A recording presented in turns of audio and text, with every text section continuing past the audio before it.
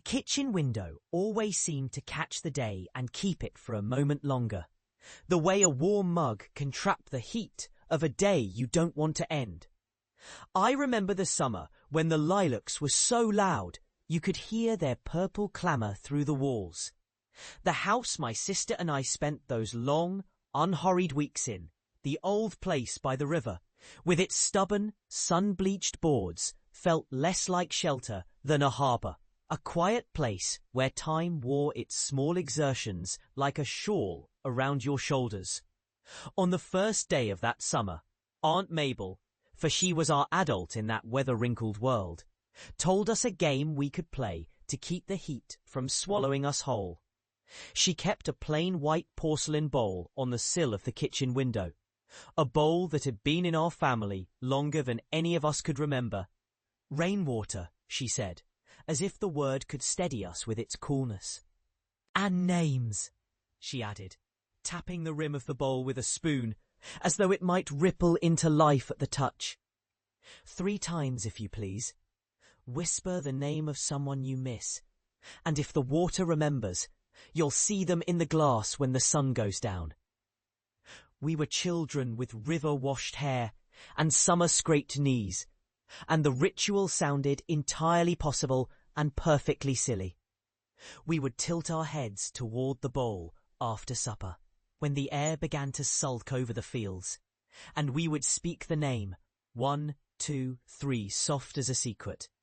It wasn't a ritual meant to summon the dead, really. It was a way to put a shape on longing, to teach the day the difference between wanting and letting go. The first time we did it, the water lay flat and innocent, a shallow mirror, humming with the wind through the lilac petals outside the window. Then, just as the day blurred toward dusk and the sky wore its old blue coat, something flickered in the surface, the shimmer of a face, all mouth and memory. Not quite a face, but the suggestion of one, and I stiffened with a kind of frightened wonder. We whispered the name of a girl who had left the town the year before.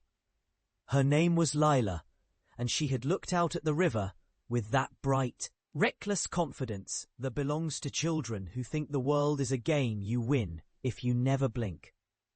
Lila didn't vanish from the town with a cry. She left as quietly as a bird that forgets to sing. A note here, a taxicab there, the soft absence of her footsteps in the hall near the stairs. The adults would tell us she'd been found somewhere else now, or she'd moved on to a new life, or that she was staying with a relative in a city you could only imagine in old magazines. But they all spoke as if the leaving were a book with lines you could skip, not a wound you carried. That summer, the water did not lie. It showed you, if you looked long enough, the shape of what you missed. The glass filled with lilting reflections of the room's corners, the table's tremor of heat, the way the kitchen clock seemed to cough out seconds as if it were a year that forgot its own name. And then, through the glass, Lila's face returned to us, not in the way a picture does, but as if the pool had learned to breathe. A pale version of her, a girl made of light and memory, who smiled with missing teeth and the risk of new adventures. We did not chase this up with questions. We did not even tell each other what we had seen. The ritual felt like a harbour whistle, something to guide us toward the shore when the night grew cold and the river stretched out its cold, black hair for our inspection. But that was the summer we learned that longing is a kind of weather, a weather you can carry with you for years, even as you pretend you've learned to live with it. Lila did not come back. The town recovered its breath and went on, as towns do. The summer slid ahead, seeded with the kind of ordinary ache-worn days that don't make news, but leave imprints in your bones. Aunt Mabel grew frailer as the months wore on, the house's old bones creaking with every breath she took. My sister May and I slept in the same room for most of July and August, trading the shared space like two birds that had learned how not to peck each other's wings when the air grew thick with heat. Years later, I learned that Aunt Mabel's ritual, our half-forgotten game, was more than a harmless child's pastime. It was a map, a set of instructions for navigating a house that would rather remember than forget. The Cedar Hill House, as the town called it when the river's fog rolled in and C. Flynn's wicks burned in the windows at night, did not vanish with the dead or the living. It folded in on itself and kept a ledger of who had lived there and who longed to attend again. The bowl on the sill remained the same, though, of course, I did not see it again until decades later, when I returned to a place that hadn't learned to forget my name. In the years since, I have learned to speak softly to memory, as though memory were a guest who might go to sleep if you whispered just right. When I came back to the old house, the town had grown pages and margins and new gutters along the roads.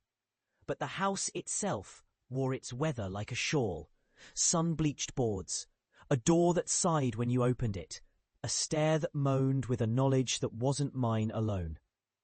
The kitchen window still holds the same baysill, bowl, and the breath of rain and river seeping in through the frame. The glass still catches the light, as though it had something urgent to tell the day. The bowl, of course, is gone, replaced, perhaps, by a newer bowl in another life that somehow fits this one. Yet in the evenings, if I lean close to the sill and listen with my old ears, I can hear the morning of that summer, May's breath as she slept, Aunt Mabel's voice saying nothing, the river's slow, patient insistence in the dark, and the water's surface remembers. One evening, after I had grown too old to chase grand recollections with the restless hands of youth, I sat by the window and watched the glass, as if it might tell me a different truth each time I looked. The lamp cast a pool of soft amber on the floor, and the room's quiet seemed to hold a breath you could count, like counting the rings of a tree that has lived too many winters. The river outside spoke in a language known only to water and time, the way a stream knows to bend around a stone, the way a life knows to drift toward what it cannot name. That is when the memory of Lila came back with the same insistent gentleness of the lilac's scent, and I realized something I had never admitted aloud, even to myself. Lila did not vanish because she left town. She vanished because I asked for a cure for longing that the world could not provide. The ritual, the little bowl, the 3 whispered names, the water showing me the shape of what I'd lost, it all existed for one reason only: to teach me how to live with guilt, how to bear a memory that refused to grow old. I do not pretend that I have been innocent in the years since.